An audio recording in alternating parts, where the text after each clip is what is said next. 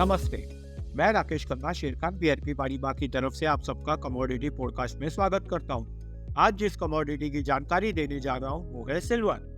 MCX silver price lower high lower लो formation के साथ एक स्ट्रॉन्ग डाउन ट्रेंड में मूव कर रहा है, जिससे ये पता लगता है कि ट्रेंड बेरिश है।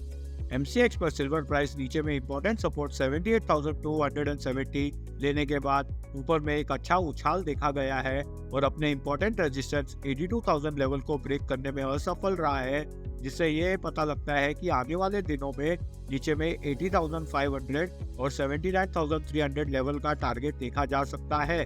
प्राइस इंडिकेटर MACD बेरिश है। धन्यवाद।